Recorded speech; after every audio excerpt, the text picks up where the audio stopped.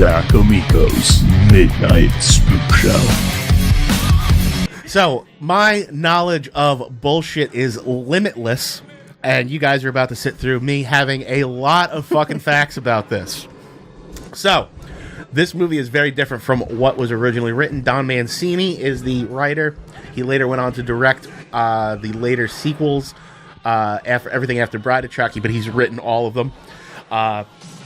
I believe, I'm going to try and remember which company was first. The company that made this, the first one, disowned it.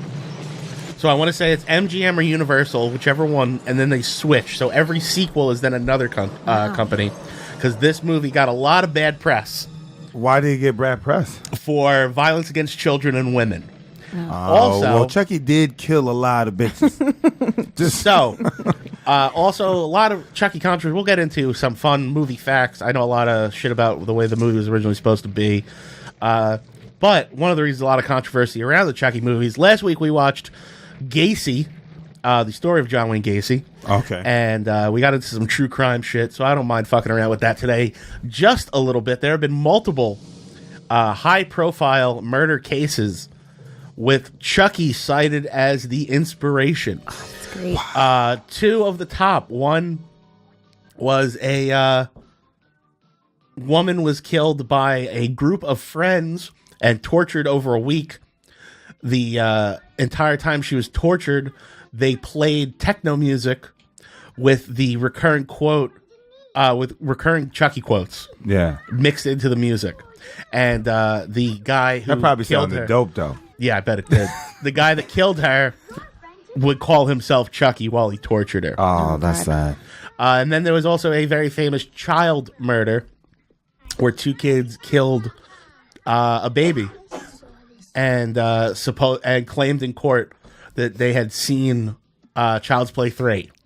And that's where they got the idea, because they put blue paint on him when they killed him, and there's a paintball game. Yeah. In the movie, they later found out after the court case that those kids never saw any of the Child's Play movies. One of their dads had rented it, but they were never home when it was played. However, that got big in the media. Yeah. And a lot of people blame Child's Play 3 for that particular See, was scary.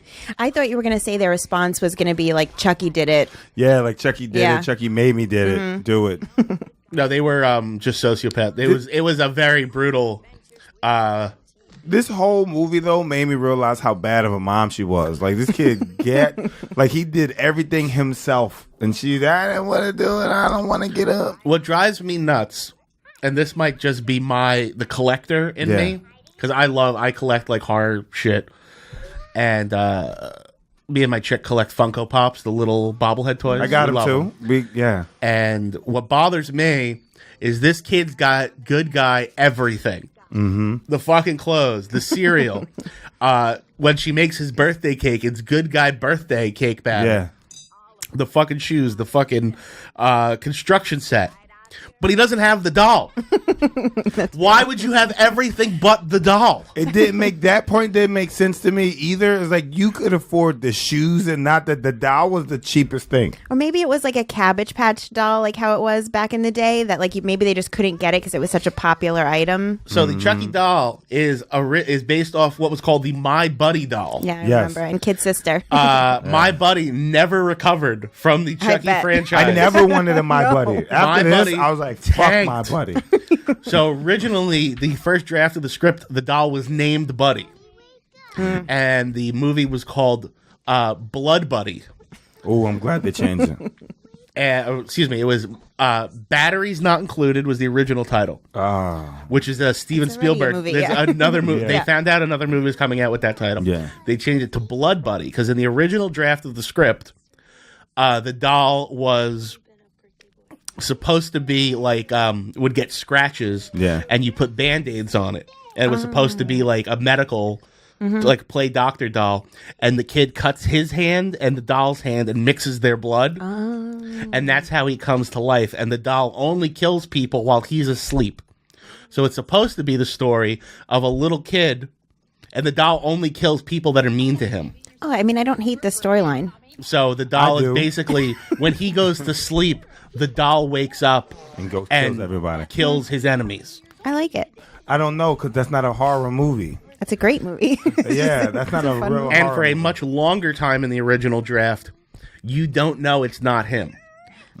So he's got the Chucky outfit on. He's got the Chucky shoes on. Yeah. Later, when he's going to kill the babysitter, Yeah.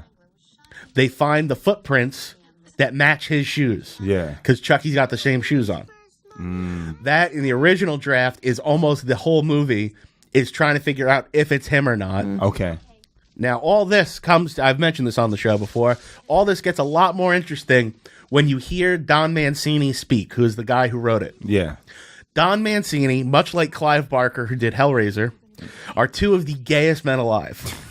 I mean, screaming out the window, I'm here, front of the parade gang. So really, what Chucky started out as is a story about a little boy with a secret. So when you look at the gay overtones, That bad things happen after their blood mixes. yes, Shannon, that was perfect. Shannon That was Lee fucking- hire the funniest bitch in the room. Jesus. That was a knockout. That was on point. I am afraid to say something after that. That was great. I'm impressed.